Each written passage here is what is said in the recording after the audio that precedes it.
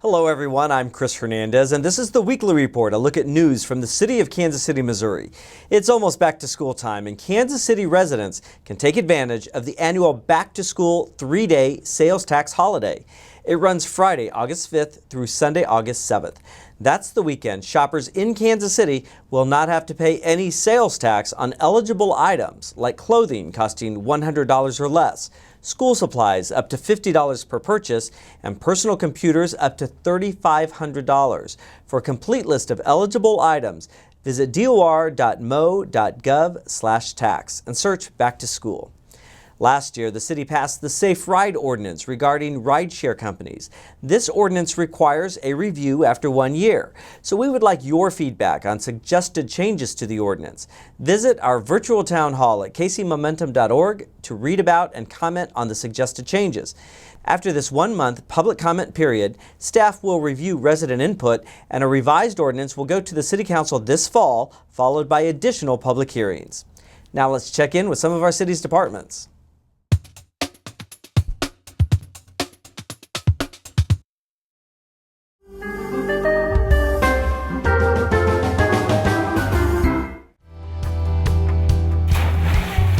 The heat is back on in Kansas City, and we need you to follow these few simple tips to keep safe this summer. Don't use fans as your primary source of cooling. Use cool towels, cool showers, and make sure that you do get into some air conditioning at least a few hours a day. Never leave your kids or pets in a car because the temperature can heat up really quickly. Make sure you check on your neighbors, friends, and relatives to make sure they're keeping cool this summer. Medications can affect one's ability to regulate their heat. Make sure you talk to your doctor to make sure what's best for you to keep cool this summer. If you have to work outside, make sure you take frequent breaks in the shade and drink plenty of water. You may hear about a heat advisory. That means you need to take steps to keep cool.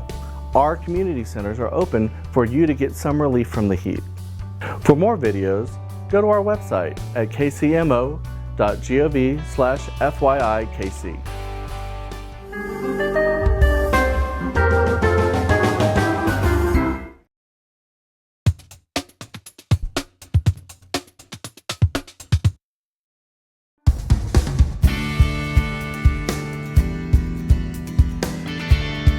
I'm Officer Westwood, Kansas City Animal Control, and this is my dog, Aria. Aria is the first dog I've owned since I've been an adult. I like owning a dog for the company, them being happy to see you. I found Aria on a call. It was a stray. She was supposed to be running with another dog, but we only found her. We got out of the truck. I said, let's see who she runs up to first. She came up to me first. And I was looking for a younger dog, but because she was still at the shelter, I decided to get her. I thought she was the perfect amount of black and white. My favorite part of working with animal control is saving the animals' lives. Like if I get a stray confined, that dog could have been hit by a car or die from the elements. So I like being able to pick them up and take them to the shelter so they can find forever homes.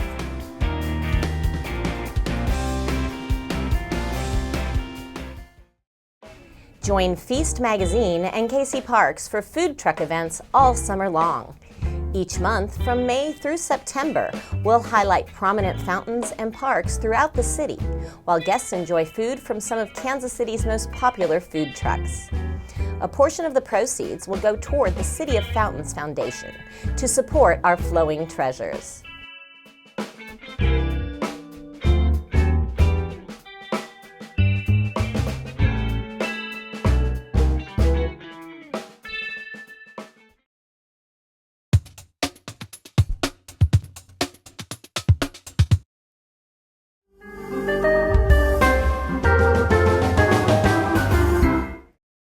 In Kansas City, we're doing everything we can to be more bike friendly.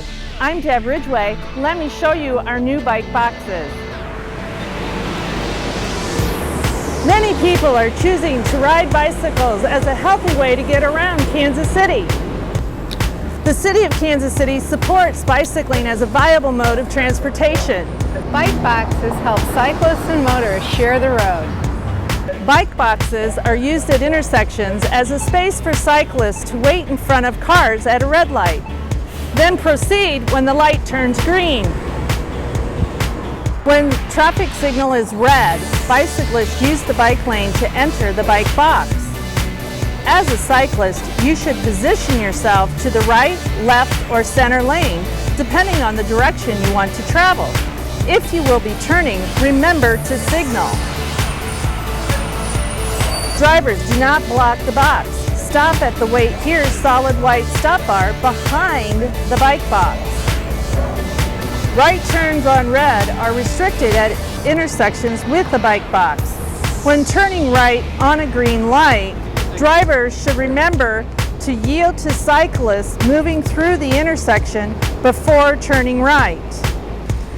You will find bike boxes on Grand Boulevard at 11th, 12th, 18th, and 20th Streets. Bike boxes provide a safer commute for everyone. When bicyclists are positioned ahead of cars, they're more visible and less likely to get stuck squeezing around a right-turning vehicle. And that's more comfortable for drivers too. We hope bike boxes will help people feel safer when choosing to bike around Kansas City. For more information, go to kcmo.gov/bikekc.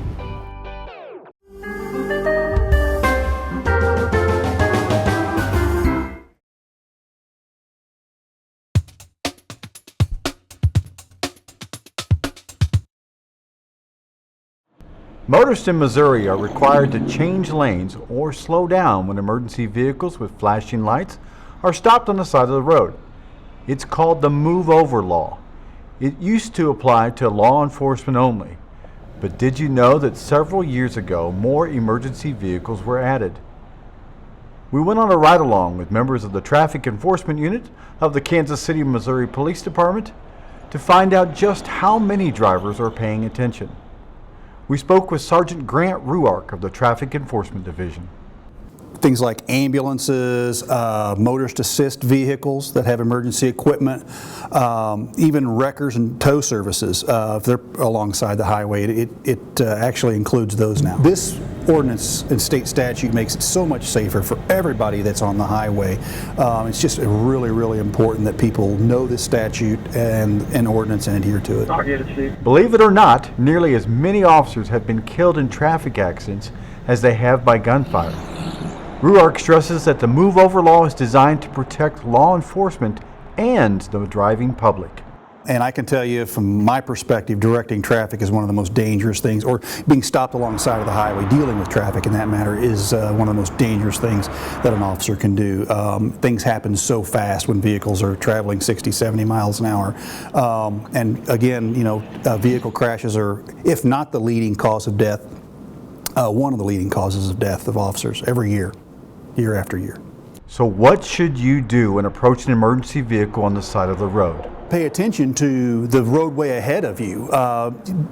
We have flashing lights, we have sirens, we have all those things, we have flares and cones and things like that. However, a lot of times people drive literally looking one or two car lengths ahead of them and they don't see us. I truly believe they just don't see us. So first thing a motorist should do is pay attention to their surroundings. What's coming up in the next several hundred yards ahead of them. And once they see an officer or any type of emergency vehicle for that matter alongside the highway, they should immediately slow down.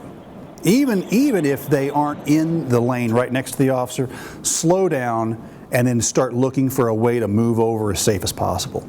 And again, if they can't do that, if the traffic flow is such that they don't have room to move over safely, slow down even more.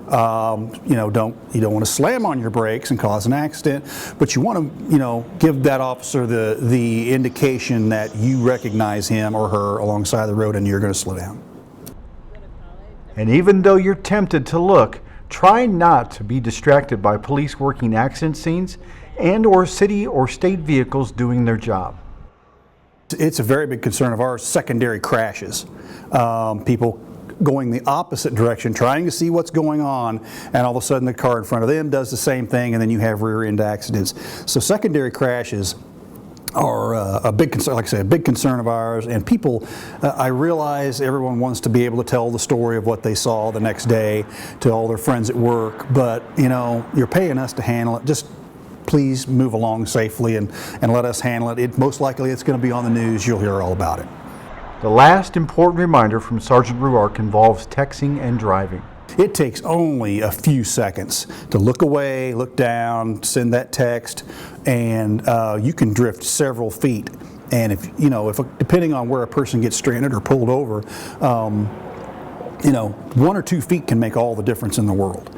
And now they have rumble strips alongside the highways, which helps a great deal. But still, it takes such a small amount of time to drift over, and that can change your life. So put the phone away. It can wait. Failing to move over or slow down can get you a fine of $100 to $500. And because it's a moving violation, that can affect your car insurance. Lastly, KCPD will be starting a crackdown on the move over law very soon, so be on the lookout. I'm Mike Moats, and have a safe week.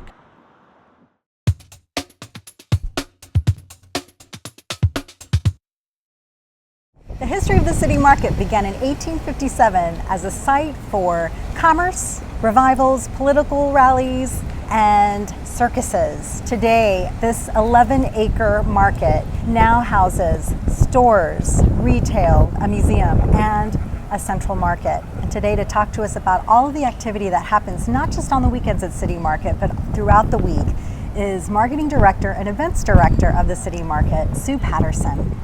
Sue, thank you for having us to talk about 2 events that I believe started this year, and they are supported by the Neighborhood Tourist Development Fund. Yes. And they are? We have World Music Sundays, which is newly introduced to the City Market calendar of events, and we also have the Wednesday Evening Market. So Wednesday Evening Market is every Wednesday between May and September. From 4 to 7 in the evening, and it's a lot of fun. World Music Sundays is an event that happens monthly, started in June. It's the final Sunday of each month. So there's only 2 left, July 31st and then the last one in August. And how did you come up with the ideas for Wednesday and Sunday? The Wednesday Evening Market was sort of an offering that we wanted to make to the local community. Our weekends are really strong. We draw people from all over, far and wide. The Wednesday evening was sort of to play to the business people in the downtown area, as well as the neighbors and the residents right here, because the weekends are pretty hectic and a lot of them actually avoid us on the weekends, and then they need a place to shop for their produce and what have you, in the midweek.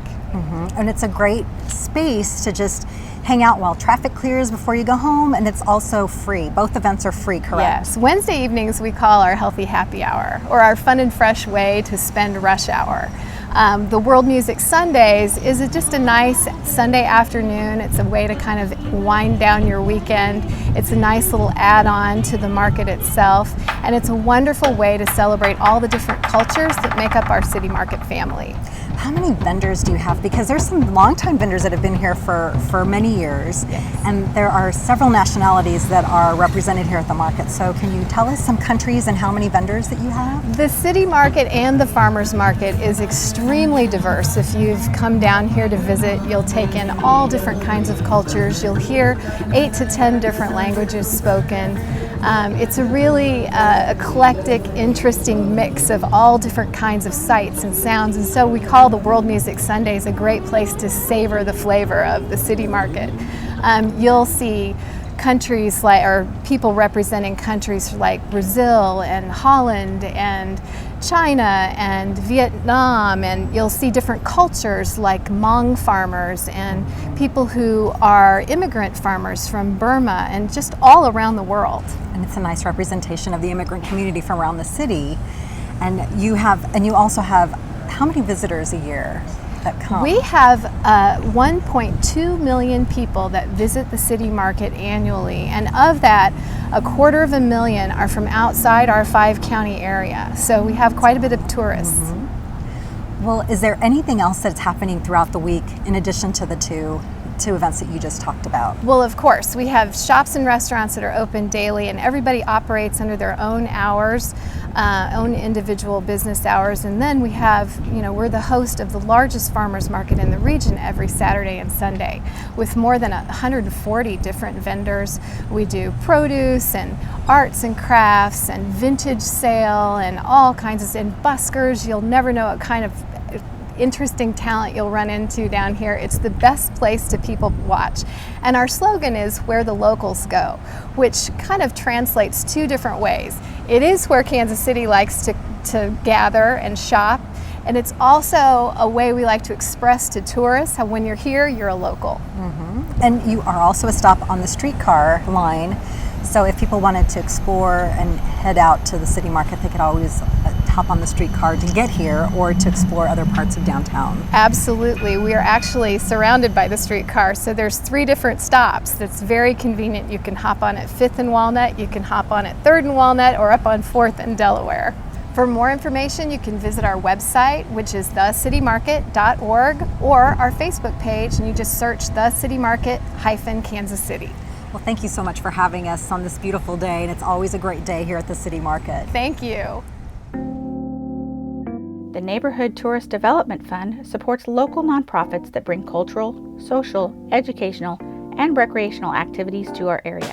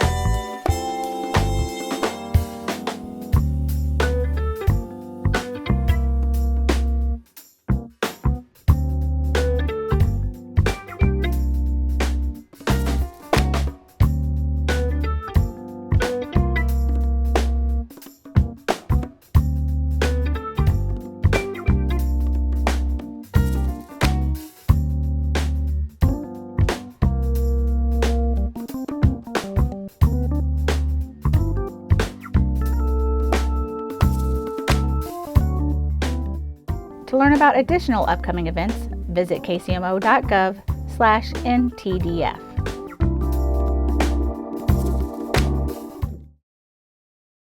Please join Mayor Sly James at the annual Sly's Rock the Block event. It's Saturday, August 13th.